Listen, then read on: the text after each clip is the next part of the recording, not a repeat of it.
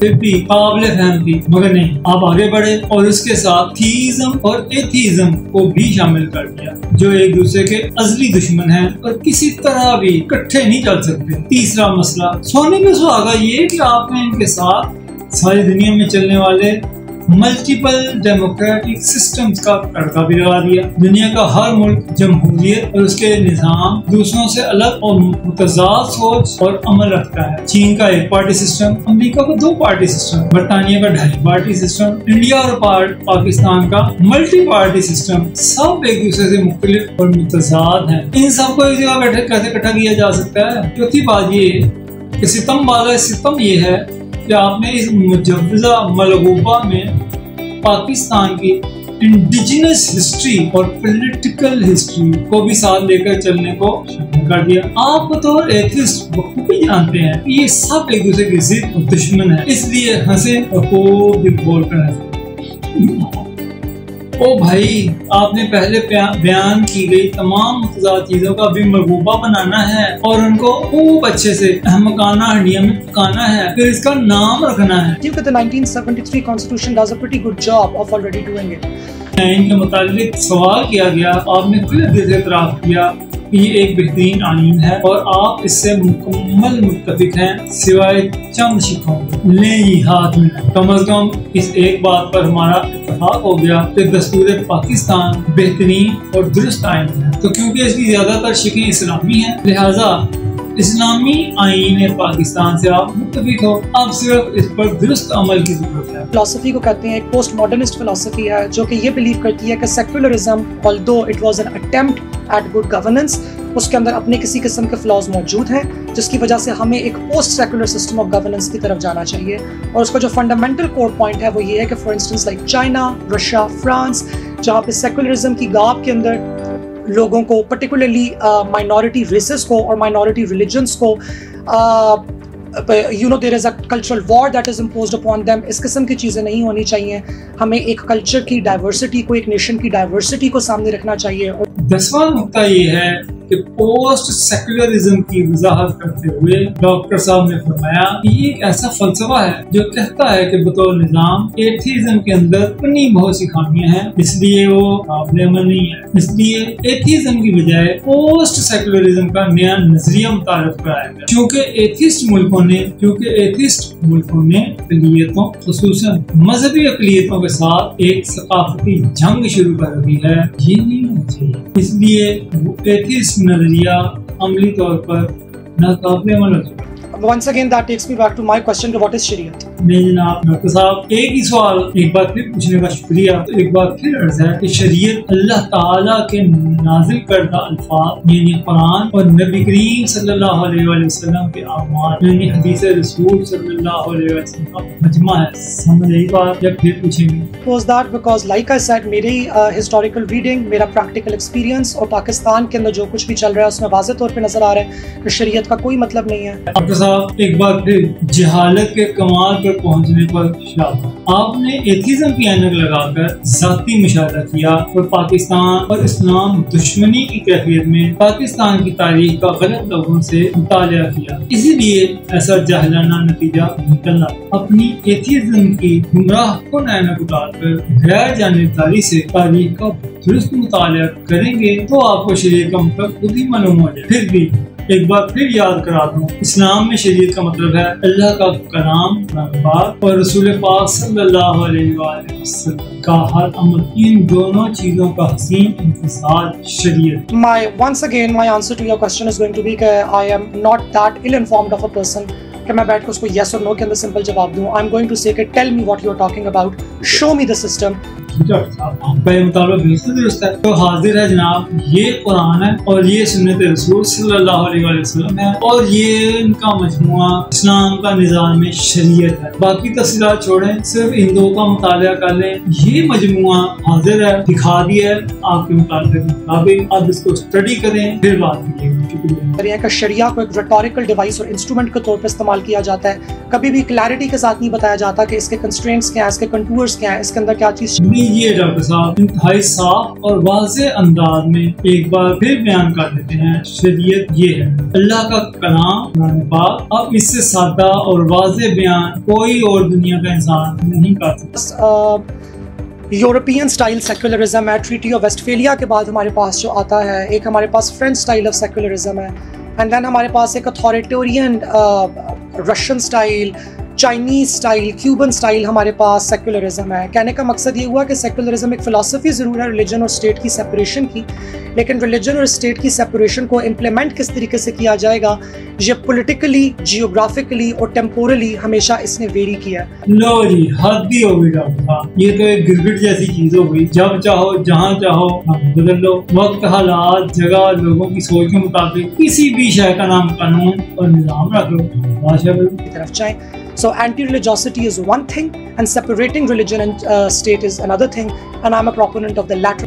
लो जी, अब ये भी समझाना पड़ेगा जनाब डॉक्टर साहब, जो खुदा हर चीज का खालिक और मालिक है, हक के हुक्मरानी भी सिर्फ उसी को ज़िम्मा है। उसकी मुखालफत करके उसका ये हक छीन कर इंसानों को तफवीज़ करने की कोशिश करना वाज़ेह मजहब दुश्मनी यानी इस्लाम दुश्मनी। इसी दुश्मनी का बदतरीन मुतालबा मजहब यानी इस्लाम को रियासती इख्तियारात से बेदखल करने की सोच इस्लाम दुश्मनी। आपने बिल्कुल भी बात को ठीक समझा है। मैं बिल्कुल ऐसे ही समझती हूँ कि in the current temporal sense religion is not present in its original form और whatever that original form is, it's corrupted, it's corrugated and it has been influenced by years and decades of international and local politics. So currently Pakistan को secularism ज़्यादा favour करता है compared to following religious orthodoxy. ये क्या कमाल की बात की आपने जनाब अली। एथीज्म तो अभी तखय्युल भी नहीं किया जा सका कि इसके हदूदो क़यूद क्या है, इसका निज़ाम की वजह पता क्या है, इसके तो अखलाकी मेयारात ही नहीं तय हुए, इसकी दीगर तफासील भी अभी तक चश्मे तसव्वुर तक में वारिद नहीं है। उन पर बहुत से लोगों को मुत्तफिक करना और अमली तजर्बा तो बहुत दूर की बात है। और इस्लाम तो ऐसा खालिस इल्हाम है जिसकी मजबूती और बका का खुद अल्लाह जाने, और शरीयत में भी अभी तक कोई एक भी बिगाड़ नहीं किया जा सकता। खास बात यह है कि तशरीही मामलात में कोई एक नुक्ता भी ऐसा नहीं जिस पर सैर हासिल बहस करके उलमाए उम्मत ने हक और बातिल को अलग अलग वाज़ेह न कर दिया। आपसे जानना चाहूंगा, आपने एक लफ्ज इस्तेमाल किया कि एब्सोल्यूट्स में हमारे कोई तजाद नहीं है जब शरा की बात करते हैं, बाकी रिलेटिविज्म है। तो आप नहीं समझते कि शरा का मतलब कानून है और कानून ही में इख्तलाफ का मतलब है कि एब्सोल्यूट्स इज नॉट शरा, शरा is the actually legislation. So legislation में अगर इख्तलाफात हैं तो फिर लेजिस्लेशन का इंतखाब जो है ये वाकई एक सवाल। जनाब डॉक्टर मोहम्मद अली हमजा साहब, आपके सवाल ने आपके एथिज्म की तरफ झुकाव को वाज़ेह करता है। जनाब डॉक्टर हमजा साहब, बतौर तालिब इल्म आपको मालूम होना चाहिए कि हम इल्म के किसी भी शोबा में चले तो बताया जाता है कि इस शोबा में इस्तेमाल होने वाले अल्फाज के मफ़ाहीम तयशुदा और मारूफ होते हैं। इनके अल्फाज का मफ़हूम किसी और इल्म के हवाले से करना दुरुस्त है। इस तमहीद का मकसद ये है कि आपको बता सकूं कि इस्लाम में शरा का मतलब कानून साजी हरगिज़ नहीं है। कोई भी इस्लामी इदारा कुरान और हदीस की मौजूदगी में नई कानून साजी का हक नहीं है। कानून साजी सल्यूट हो चुकी है। कुरान आज से 1450 साल पहले ये फैसला कर चुका। अल यौमा अकमलतु लकुम दीनकुम व अतममतु अलैकुम निअमती व रज़ीतुकुम अल इस्लाम दीन। अल्लाह ताला ने फरमा दिया कि देखो, आज के दिन मैंने तुम्हारे लिए जिंदगी गुजारने के तरीके के असूल और ज़वाबित और क़वाइद को दर्जा कमाल में पहुंचा दिया और तुम पर अपनी नेमत आखिरी हद तक मुकम्मल कर दी और तुम्हारे लिए इस्लाम बतौर निज़ामे हयात उस पर राजी हो। तो मालूम हुआ कि शरीयत यानी कुरान और हदीस के तहत वक्त और हालात के मुताबिक ज़िमनी क़वाइद और ज़वाबित को बनाए जा सकते हैं जैसे खुलफाए राशिदीन के अमल से साबित है, लेकिन एब्सोल्यूट कवानीन नए नहीं बनाए जा सकते, तयशुदा है और उनमें कोई तब्दीली नहीं है। ट्रू इस्लामिक स्टेट अगर लगा दी जाती है तो everybody is going to be happy, लेकिन उससे ट्रू इस्लामिक स्टेट की ना वो कोई हिस्टोरिकल एग्जांपल दे पाए, ना वो कोई कंटेम्प्रेरी एग्जांपल दे पाए। तो जनाब साहब, एक बार फिर आपकी ख्वाहिश पर बेहतरीन इस्लामी फलाही रियासतों की मिसालें हाजिर। रियासत मदीना, इसका सारा इंतजाम खुद नबी करीम सल्लल्लाहु अलैहि वसल्लम ने फरमा कर दिखाया। खुलफाए राशिदीन, जिन्होंने इस निज़ाम को 5 बर्रे-ए-आज़मों पर अमलन नाफिज कर दिया है। जदीद दौर में कुल्ली निफाज न होने के बावजूद ज़िमनी क़वानीन नाफिज करके भी बहुत से इस्लामी ममालिक ने ज़िमनी तौर पर कामयाब होकर दिखा दिया है। इनमें चंद एक दुबई, कतर, मलेशिया वगैरह। पड़ोसी 2 ममालिक के अंदर शरीयत इस वक्त नाफिज है। एक में बच्चियाँ तालीम हासिल नहीं कर सकती, दूसरी बच्चियाँ तालीम हासिल कर सकती हैं। हम कौन सी शरीयत को सही शरीयत माने, या फिर हम जो तीसरी शरीयत जो कि 22 मेंबरान ने दी थी हम उसको सही शरीयत माने? तो कौन सी ठीक है और कौन सी गलत है? इस बात का भी तो फैसला आप बुनियादी सेकुलर ह्यूमन राइट्स के असूलों के ऊपर आके ही कर रहे हैं ना। लो भाई, डॉक्टर साहब ने एक और रस्सी पहनकर सांप का तमाशा शुरू कर दिया। हमने कहा दोनों तो शरीयत नाफिज। झूठ, किसी भी मुल्क में शरीयत कुल्ली तौर पर नाफिज नहीं है। जहाँ तक बच्चियों के स्कूल जाने और इल्म लेने का ताल्लुक है तो शरीयत में नबी करीम सल्लल्लाहु अलैहि वसल्लम का वाज़ेह फरमान है कि इल्म का हासिल करना हर मुसलमान का दौर का फर्ज है। जो रियासत इस पर अमल करे वो शरीयत के मुताबिक है, जो ना करे वो शरीयत के मुताबिक नहीं है। आपने यह मकाना नतीजा कहाँ से दरियाफ्त किया कि अमल करने वाले को एक शरीयत मिली और ना करने वाले को दूसरी? और हाँ साहब, भाई सरकार ने भी इसी एक कुरान और हदीस वाली मुत्तफिका शरीयत के 22 नुकात इख्तिसार से पेश किए हैं, जिन पर एतराज करने से पहले आपने इन्हें पढ़ना भी पसंद नहीं बताया। इन्होंने कोई तीसरी शरीयत पेश नहीं की। वही शरीयत है, वही कुरान है, वही हदीस है, उसी के इख्तिसार से चंद नुकात बयान कर दिए हैं। वही मान गए डॉक्टर साहब, जिस सेकुलर निज़ाम के असूल ज़वाबित अभी ब्रीद किए जाने, जो अभी तख़य्युल तक नहीं हो पाए, जिनका वजूद ही नहीं, तो इनका इस्तेमाल किसी भी हवाले से कैसे मुमकिन है? याद है कि अल्लाह ताला ने इंसान को तख्लीक करने से पहले ही इसके तमाम उसूल और ज़वाबित वज़ा फरमा लिए थे और शरीयत मुतहरा के जरिए हमें हमारे खालिक व मालिक ने रास्त, खालिस और आला तरीन अंदाज में हज़रत मोहम्मद सल्लल्लाहु अलैहि वसल्लम के अमली नमूना के जरिए अता कर दिए और इस बात का सर्टिफिकेट भी अता कर दिया, इन्नका लअला खुलुक़िन अज़ीम। ऐ नबी करीम सल्लल्लाहु अलैहि वसल्लम, आप इखलाक के आला तरीन मुकाम पर। और इसकी वजाहत हज़रत आयशा रज़ियल्लाहु ताला अन्हा ने बड़े खूबसूरत अंदाज में पाई कि जब उनसे पूछा गया कि नबी करीम सल्लल्लाहु अलैहि वसल्लम के इखलाक कैसे थे, तो हज़रत आयशा रज़ियल्लाहु ताला अन्हा